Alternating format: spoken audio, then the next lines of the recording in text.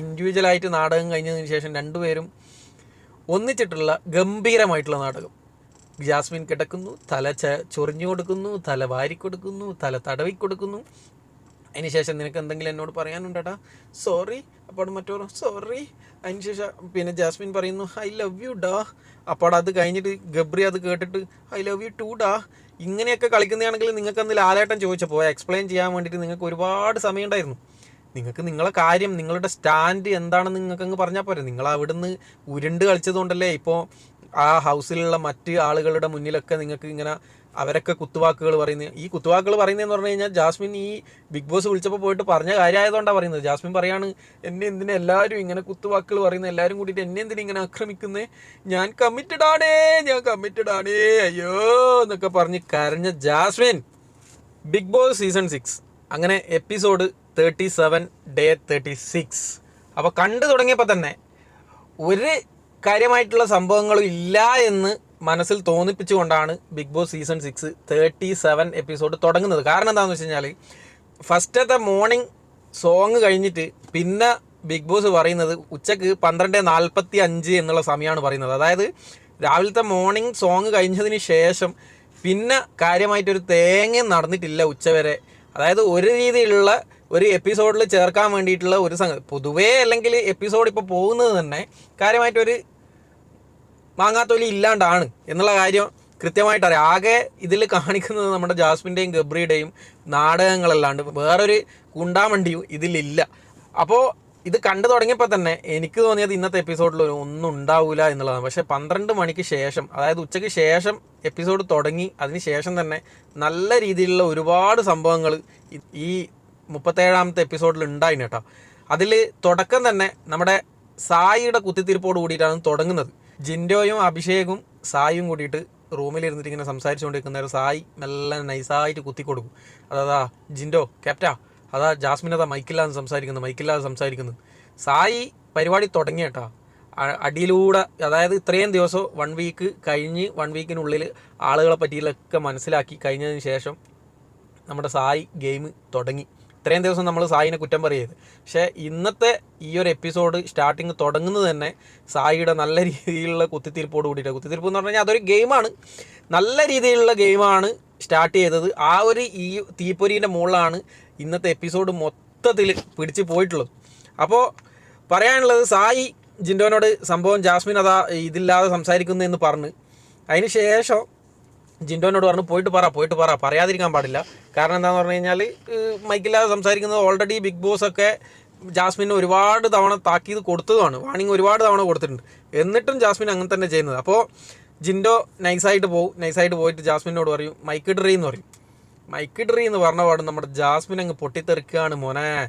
ജാസ്മിൻ്റെ കളി കണ്ടു കഴിഞ്ഞാൽ തന്നെ നമുക്ക് മനസ്സിലാവും നല്ല അട്ടർ ഫ്ലോപ്പായിട്ടുള്ള ഗെയിമാണ് എന്നുള്ള കാര്യം. നാടകം എന്നെല്ലാം പറഞ്ഞു കഴിഞ്ഞാൽ ഒരു 1.5 നാടകം. ഇവരിങ്ങനെ നാടകം കളിക്കുമ്പോൾ ഇവരെ പോയിട്ട് താങ്ങാൻ വേണ്ടിയിട്ട് കുറച്ച് ആൾക്കാർ നിൽക്കുന്നതുകൊണ്ടാണ് ഈ നാടകം ഇവരിങ്ങനെ തുടർന്നുകൊണ്ട് വന്നത്.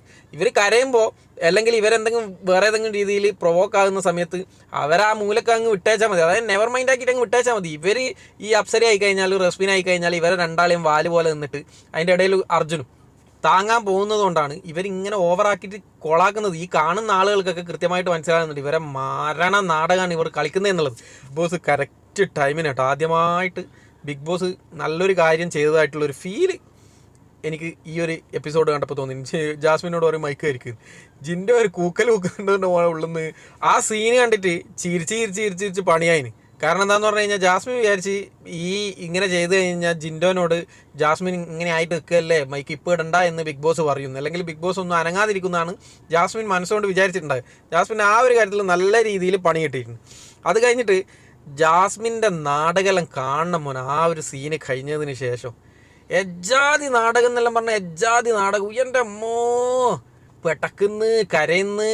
കഴിഞ്ഞ അച്ഛൻ വിളിച്ച ആ സീസണിലുള്ള നാടകത്തിന് ശേഷം ജാസ്മിൻ്റെ അടുത്ത നാടകം എന്നെ കൊണ്ടാവില്ല, എനിക്ക് കഴിയുന്നില്ല, ഞാനിത് വിട്ടു പോകുകയാണെന്നല്ല.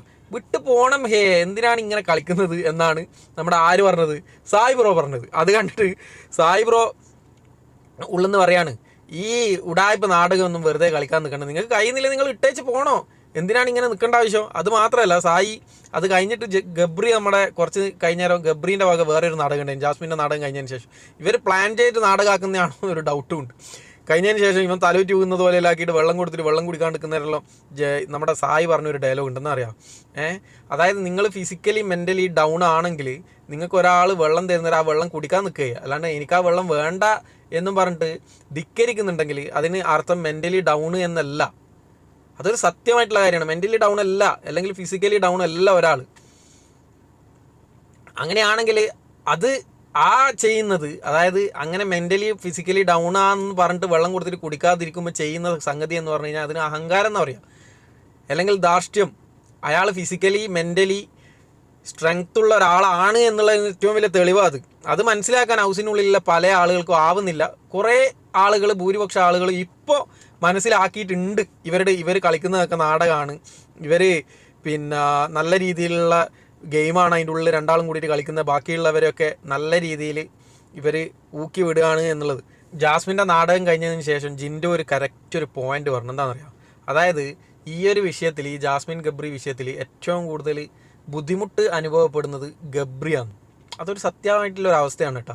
കാരണം ഗബ്രിക്ക് നല്ല പേടിയുണ്ട്, ഇത് പുറത്ത് ഏത് രീതിയിലാണ് പോകുന്നത്, എന്താ അവസ്ഥ എന്നുള്ളത് ഗബ്രിക്ക് അറിയില്ല.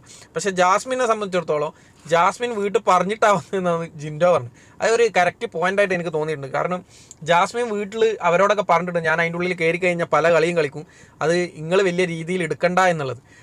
അത് മാത്രമേ അല്ലാണ്ട് ജിൻഡോ വേറൊരു കാര്യം കൂടി പറഞ്ഞു. എന്താ പറഞ്ഞേ? അതായത് ഗബ്രി കുറച്ച് ദിവസം മുന്നേ പുറത്ത് പോകണമെന്ന് പറഞ്ഞിട്ട് ലാലേട്ടൻ പുറത്തേക്കാക്കിയപ്പോൾ ജാസ്മിൻ ഓടിപ്പോയിട്ട് സിനിമയിലെല്ലാം കാണുന്ന നാടകമായിട്ടുള്ള ഒരു ഓടിപ്പോക്ക് കെട്ടിപ്പിടുത്തോ എൻ്റെ ചെവിയിൽ പറയാവില്ല, എൻ്റെ ഇൻസ്റ്റാഗ്രാം ഒന്ന് നോക്കണേ പുറത്ത് പോയി കഴിഞ്ഞാൽ. അതായത് ഇൻസ്റ്റാഗ്രാം ഒന്ന് ഡീൽ ചെയ്യണേ. അപ്പോൾ ഇവർ പിന്നെ അതിൻ്റെ ഉള്ളിൽ എന്തൊക്കെ കളികളാണ്, എല്ലാ കളികളും ഗെയിം പ്ലാൻ ആണ് എന്നാണ് ജിൻഡോ പറയുന്നത്. അത് ഒരുവിധം ഒരു പരിധിവരെ സത്യവുമാണ് എന്നാണ് കാണുന്ന പ്രേക്ഷകനായിട്ടുള്ള എനിക്ക് ഫീൽ ചെയ്തിട്ടുള്ളത്. നല്ല രീതിയിലുള്ള നാടകമാണ്. അങ്ങനെ ജാസ്മിൻ്റെ ആ നാടകം കഴിഞ്ഞ് അടുത്ത നാടകം തുടങ്ങുകയാണ് ഗബ്രീൻ്റെ നാടകം എന്നെല്ലാം പറഞ്ഞു കഴിഞ്ഞാൽ ഓരോ ഒന്നൊന്നര സംഭവം. അതായത് തലവറ്റി രൂപ എന്നെ കൊണ്ട് ആവുന്നില്ല എന്നെല്ലാം പറഞ്ഞ് ഗബ്രി പിന്നെ കാണാൻ അർജുൻ പിടിക്കുന്നതിന് കൈയെല്ലാം തട്ടിയിട്ടില്ല പോകുന്നു. അതുപോലെ തന്നെ വെള്ളം കുടിക്കാൻ പറയുന്നവരെ വെള്ളം കുടിക്കുന്നില്ല. ഒരാൾക്ക് ഇപ്പോൾ എനിക്കാണെങ്കിൽ പോലും പെട്ടെന്നൊരു ക്ഷീണം പോലെ തോന്നിക്കഴിഞ്ഞാൽ ആരെങ്കിലും വെള്ളം തന്നു കഴിഞ്ഞാൽ വേഗം വാങ്ങിയിട്ട് കുടിക്കുക. ഗബ്രി വെള്ളവും കുടിക്കുന്നില്ല, എനിക്ക് വേണ്ട, ഇനി പിന്നെ ഞാൻ വെള്ളം കുടിക്കൂല, വെള്ളം കുടിക്കാതെ മരിക്കും എന്നുള്ള ഒരു ഫീല് പുറത്തുള്ള ആളുകൾക്ക് കിട്ടാൻ വേണ്ടിയിട്ടാണോ ഗബ്രി അങ്ങനെ പറഞ്ഞത് എന്നാണ് എനിക്ക് തോന്നിയിട്ടുള്ളത്. പിന്നെ അതിന് ശേഷം ജിൻഡോ സത്യം പറഞ്ഞു കഴിഞ്ഞാൽ ഇപ്പം നല്ല രീതിയിലുള്ള ഓരോ കാര്യങ്ങൾ പറയുന്നതായിട്ടുള്ള ഫീൽ ഉണ്ട് കേട്ടോ. ജിൻഡോ പിന്നെ പറഞ്ഞു വേറൊരു കാര്യം ഉണ്ടെന്ന് അറിയാം, ഈ മെൻ്റലി ഫിസിക്കലി ഡൗൺ ആയിട്ടുള്ള ആളുകളെല്ലാം പുറത്തേക്ക് വിട്ടിട്ട് നിങ്ങൾ കുറച്ച് മെൻ്റലി ഫിസിക്കലി സ്ട്രെങ്ത്തുള്ള ആളുകൾ ഉള്ളിലേക്ക് കയറ്റി വിടുക, അതാ ചെയ്യേണ്ടത്. അതും കറക്റ്റായിട്ടുള്ളൊരു പോയിൻ്റാണ്. കഴിഞ്ഞതിന് ശേഷം സായി പൊതുവേ വന്നതിന് ശേഷം ഇന്നത്തെ ഈ ഒരു എപ്പിസോഡിലാണ് സായിനെ കുറച്ച് കാണിക്കാൻ തുടങ്ങിയത്. കുറച്ച് നിലപാടുകൾ, കുറച്ച് കാര്യങ്ങളൊക്കെ സായി പറയാൻ തുടങ്ങിയതും ഈ ഒരു എപ്പിസോഡിലാണ് എന്നാണ് എനിക്ക് തോന്നുന്നത് കേട്ടോ. എന്താ വെച്ചാൽ സായി വേറൊരു കാര്യം കൂടി പറഞ്ഞത്, അതായത് ഗബ്രിയുടെ അവസ്ഥയാണ് സൺഡേ ലാലേട്ടൻ വന്ന ആ ഒരു എപ്പിസോഡിൽ ഗബ്രിയുടെ പോലെ എനിക്കെതിരെയാണ് ആ അലിഗേഷൻ ഉണ്ടായതാണെങ്കിൽ ഞാൻ ചെയ്യുക എന്താണെന്ന് പറഞ്ഞു കഴിഞ്ഞാൽ, ഞാൻ അത് ചെയ്തിട്ടില്ല എന്ന് എനിക്ക് ഉറപ്പുള്ളിടത്തോളം കാലം ഞാൻ എന്ത് പറയും, മറ്റേ അത് അല്ല എന്ന് തെളിയിക്കുന്ന ഭാഗങ്ങൾ ഏതൊക്കെയാണെന്നുള്ള കാര്യം എനിക്കറിയാലോ. ആ ഒരു ഭാഗത്തെ ക്ലിപ്പ് ഉണ്ടല്ലോ, ആ ക്ലിപ്പും കൂടി ഇടുന്നില്ലെങ്കിൽ ഞാൻ ഇപ്പോൾ ഇവിടുന്ന് കിറ്റുമായിട്ട് പോകും എന്ന് ഞാൻ പറയുമെന്ന് പറഞ്ഞു. അത് അപ്പോൾ അവിടെ എല്ലാവരും അത് കറക്റ്റാണ്. പക്ഷേ അത് ഈ പുറത്തുനിന്ന് കാണുന്ന നമ്മളെ പോലെയുള്ള ആളുകൾക്കും തോന്നിയിട്ടുണ്ട്, എന്താ ഗബ്രി എന്താ ഒന്നും പറയാതിരുന്നേ. അപ്പോൾ എനിക്ക് ആ സമയത്ത് എനിക്ക് തോന്നി എന്താണെന്ന് പറഞ്ഞു കഴിഞ്ഞാൽ, ഇതൊക്കെ പെട്ടെന്ന് കേട്ടപ്പോൾ ഒന്നും നമ്മുടെ കഴിഞ്ഞ സീസണിലുള്ള മിഥുൻ്റെ ഒരു അവസ്ഥയില്ലേ, ഇത് ഇങ്ങനെ കഴിഞ്ഞ് വീഴാൻ പോയ കളി അതേപോലത്തെ കളി കളിച്ചതാണോ എന്നുള്ള തോന്നൽ അന്ന് എനിക്കുണ്ടായിരുന്നു. പക്ഷേ ഇന്ന് സായി അത് പറഞ്ഞപ്പോൾ എനിക്ക് തോന്നിയൊരു വിഷയം എന്താണെന്ന് പറഞ്ഞു കഴിഞ്ഞാൽ, സത്യം പറഞ്ഞു കഴിഞ്ഞാൽ ഇതല്ല, ഇതിലും വലുത് വേറെന്തൊക്കെയോ അവിടെ നടന്നിട്ടുണ്ട്. ആ ക്ലിപ്പുകളൊക്കെ കാണിച്ചു കഴിഞ്ഞ് കഴിഞ്ഞാൽ, അല്ലെങ്കിൽ ലാലേട്ടനോട് ഇവൻ എന്തെങ്കിലും, ഈ ഗബ്രി എന്ന് പറയുന്ന ആൾ എന്തെങ്കിലും പിന്നെ അങ്ങനെയല്ല ഇങ്ങനെ എന്നുള്ള രീതിയിൽ ന്യായീകരിക്കാൻ വേണ്ടിയിട്ട് സംസാരിച്ച് കഴിഞ്ഞാൽ, ഗബ്രി ഭയങ്കര ബുദ്ധിമാനാട്ടോ. സംസാരിച്ച് കഴിഞ്ഞ് കഴിഞ്ഞാൽ ചിലപ്പോൾ ലാലേട്ടൻ അതിലും കൂടുതൽ അല്ലെങ്കിൽ വേറെന്തെങ്കിലും രീതിയിലുള്ള ക്ലിപ്പുകളൊക്കെ കാണിച്ചിട്ടുണ്ടെങ്കിൽ ഇപ്പോൾ ഉള്ളതിനേക്കാളും കൂടുതൽ മോശമായ ഒരു സിറ്റുവേഷനിലേക്ക് ഗബ്രി പോകും. ചിലപ്പോൾ ആ ഒരു കാരണം കൊണ്ടായിരിക്കും ബുദ്ധിമാനായ ഗബ്രി എന്ത് ചെയ്തത്, അനങ്ങാതിരുന്നിട്ടുണ്ടാകുക. എന്നിട്ട് ഇതൊക്കെ കഴിഞ്ഞിട്ട് ജാസ്മിന് ബിഗ് ബോസ് വിളിച്ചിട്ട് എന്തൊക്കെയോ കുറേ കാര്യങ്ങൾ പറഞ്ഞു. അവർക്ക് മെൻ്റലി കുറച്ച് ഇത് വന്നു എന്നുള്ള രീതിയിൽ പുറത്തേക്ക് വിടുന്നു. ഗബ്രീനെ രണ്ടാമത് മെഡിക്കൽ റൂമിലേക്ക് കൊണ്ടുവന്ന് അതിന് ശേഷം ഗബ്രീനെ സൈക്കോളജിസ്റ്റ് വിളിച്ചിട്ട് എന്തൊക്കെയോ പറഞ്ഞു കൊടുത്ത് കുറച്ച് മെൻ്റലി റെഡി ആയതിനു ശേഷം ഇവർ രണ്ടുപേരും വന്നിട്ട് റൂമിലിരുന്നിട്ട് ഒരു വേറൊരു നാടകം, അതായത് രണ്ടുപേരും ഇൻഡിവിജ്വലായിട്ട് നാടകം കഴിഞ്ഞതിന് ശേഷം രണ്ടുപേരും ഒന്നിച്ചിട്ടുള്ള ഗംഭീരമായിട്ടുള്ള നാടകം. ജാസ്മിൻ കിടക്കുന്നു, തല ചൊറിഞ്ഞു കൊടുക്കുന്നു, തല വാരിക്കൊടുക്കുന്നു, തല തടവിക്കൊടുക്കുന്നു. അതിനുശേഷം നിനക്ക് എന്തെങ്കിലും എന്നോട് പറയാനുണ്ടേടാ, സോറി. അപ്പോൾ മറ്റോ സോറി. അതിനുശേഷം പിന്നെ ജാസ്മിൻ പറയുന്നു ഐ ലവ് യു ഡാ. അപ്പോൾ അത് കഴിഞ്ഞിട്ട് ഗബ്രി അത് കേട്ടിട്ട് ഐ ലവ് യു ടു ഡാ. ഇങ്ങനെയൊക്കെ കളിക്കുന്നതാണെങ്കിൽ നിങ്ങൾക്ക് അന്ന് ലാലേട്ടൻ ചോദിച്ചപ്പോൾ എക്സ്പ്ലെയിൻ ചെയ്യാൻ വേണ്ടിയിട്ട് നിങ്ങൾക്ക് ഒരുപാട് സമയം ഉണ്ടായിരുന്നു.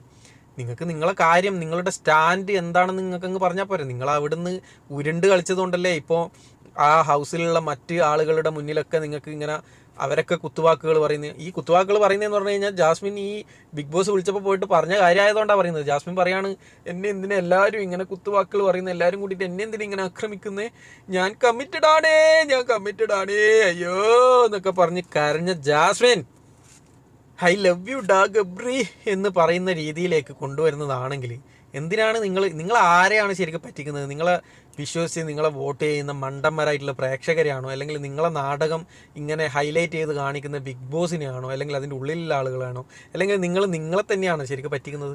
ആ നാടകം ഐ ലവ് യു നാടകം കഴിഞ്ഞതിന് ശേഷം അടുത്ത ജാസ്മിൻ്റെ വാല് റസ്മിൻ എന്ന് പറഞ്ഞു കഴിഞ്ഞാൽ ജാസ്മിൻ എന്ത് ചെയ്ത് കഴിഞ്ഞാലും അല്ലെങ്കിൽ ഗബ്രി എന്ത് ചെയ്ത് കഴിഞ്ഞാലും അതിന് ഒരുപാട് ന്യായീകരണങ്ങളുണ്ടാവും. അതിനെ ന്യായീകരിക്കാൻ ഈ റസ്മിൻ്റെ അടുക്ക ഒരു പ്രത്യേക കഴിവ് തന്നെ കേട്ടോ. റസ്മി ന്യായീകരിക്കുക എന്നൊക്കെ പറഞ്ഞു കഴിഞ്ഞാൽ ജിൻഡോ എന്തെങ്കിലും ചെയ്ത് കഴിഞ്ഞാൽ അതൊക്കെ വലിയ തെറ്റും, ജാസ്മിനും ഗബ്രിയൊക്കെ ചെയ്ത് കഴിഞ്ഞാൽ റസ്മിന് എന്ത് ചെയ്ത് കഴിഞ്ഞാൽ അതൊരു വിഷയമല്ല, അതൊരു തെറ്റല്ല. എന്നേരമുള്ള നാവങ്ങ് ഇറങ്ങിപ്പോക്കാന്ന് അണ്ണാക്കുന്ന് അങ്ങ് നേരെ ഉള്ളിലേക്ക് ഇറങ്ങിപ്പോകും കുടലിലേക്ക്. അജാതി ആളാണ് ഈ റസ്മിനൊക്കെ എടുത്ത് തൂക്കി വെളിയിലെറിയണം സത്യം പറഞ്ഞു കഴിഞ്ഞാൽ. ഒരു 10 പൈസക്കുള്ളില്ല അവളെന്ന്. വെറുതെ നിലപാടുകളുമില്ല, ധാർഷ്ട്യത്തോട് കൂടിയിട്ട് മറ്റുള്ളവരെ ഇങ്ങനെ അടിച്ചമർത്തുന്ന രീതിയിലുള്ള സംസാരങ്ങൾക്ക് റസ്മിനൊക്കെ എന്തിനാണ് നിങ്ങളിങ്ങനെ പിടിച്ചു വെച്ചേക്കുന്നത്? എന്ത് ക്വാളിറ്റിയാണ് ഈ റസ്മിൻ എന്ന് പറയുന്ന ആൾക്ക് ഉള്ളത്? ഇപ്പോൾ ഈ ജാസ്മിൻ്റെയും ഗബ്രിയുടെയും വാലായിട്ട് അവർ ചെയ്യുന്ന എല്ലാത്തിനെയും ന്യായീകരിച്ച് നടക്കുക എന്നല്ല, അത് വേറെ എന്ത് ക്വാളിറ്റി ഈ റസ്മിനൊക്കെ കാണുന്നത്? അവൾ ജിൻഡോനോട് വന്നിട്ട് പറയാണ് ഈ ജാസ്മിനെ നിങ്ങൾ ഇനി 2 ദിവസത്തേക്ക് ഒരു രീതിയിലൊന്നും പറയാൻ പാടില്ല. ഞാൻ ചോദിക്കുകയാണ്, ഈ റസ്മിന് എന്ത് അധികാരമുണ്ട് അല്ലെങ്കിൽ എന്ത് അവകാശമുള്ളത് ഇങ്ങനെ പറയാൻ വേണ്ടിയിട്ട്?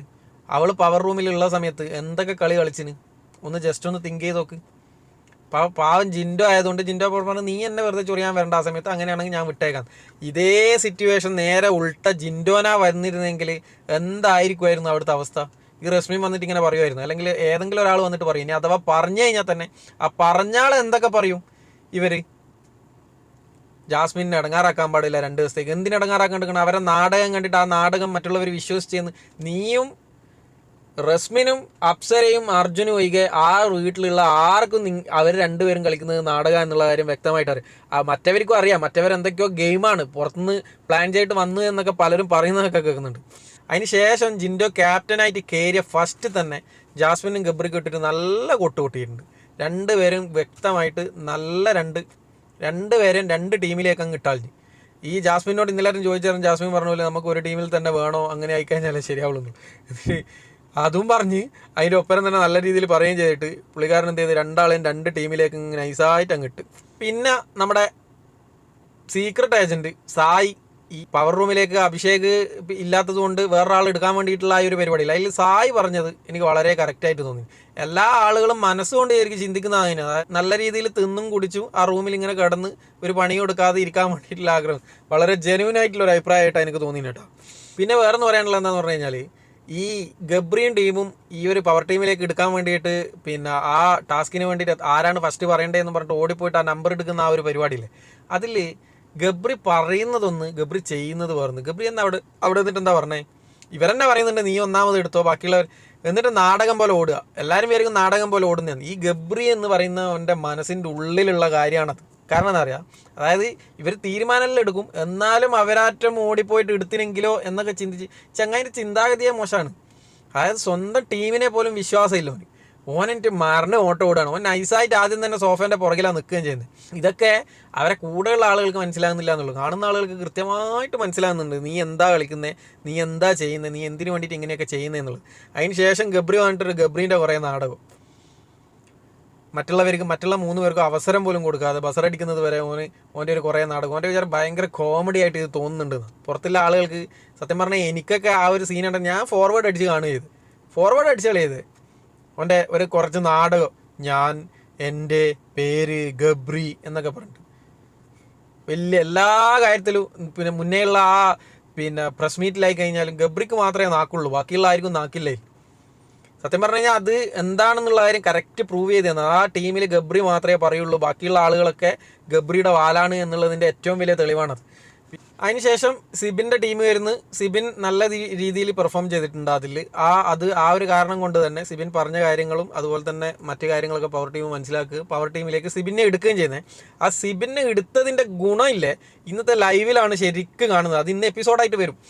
ആ ഗുണം സിബിൻ എന്താണ്, സിബിൻ ഏത് രീതിയിലുള്ള ഏത് തരത്തിലുള്ള ഒരു ഗെയിമറാണ് എന്നുള്ള കാര്യം ഇന്നത്തെ എപ്പിസോഡിൽ ശരിക്കും നമുക്കറിയാം. ഇന്നത്തെ ലൈവിൽ അതിന് മാത്രമുള്ള കാര്യങ്ങൾ നടന്നിട്ടുണ്ട്. ഒരു പവർ ടീമിന് വേണ്ട അല്ലെങ്കിൽ ആ പവർ ഏത് രീതിയിലാണ് ഉപയോഗിക്കേണ്ടത് എന്നുള്ളത് തെളിയിക്കാൻ സിബിനെ കൊണ്ട് കഴിഞ്ഞു എന്നാണ് ഞാൻ ലൈവ് കണ്ടപ്പോൾ എനിക്ക് മനസ്സിലായത്.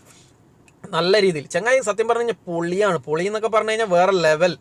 ഒരു രീതിയിലും നമുക്ക് എന്താ പറയുക, മറ്റൊരാൾക്ക് ദേഷ്യം വരുമോ അല്ലെങ്കിൽ കാണുന്ന ഒരാൾക്ക് ഈ ചങ്ങായി എന്താ ചെയ്യുന്നത് എന്നുള്ള തോന്നൽ ഉണ്ടാക്കാതിരിക്കാൻ വേണ്ടിയിട്ട് ശ്രമിക്കുകയും നല്ല രീതിയിൽ പെർഫോം ചെയ്യുന്ന ഒരു ഗെയിമറായിട്ടാണ് എനിക്ക് സിബിനെ തോന്നിയിട്ടുള്ളത്.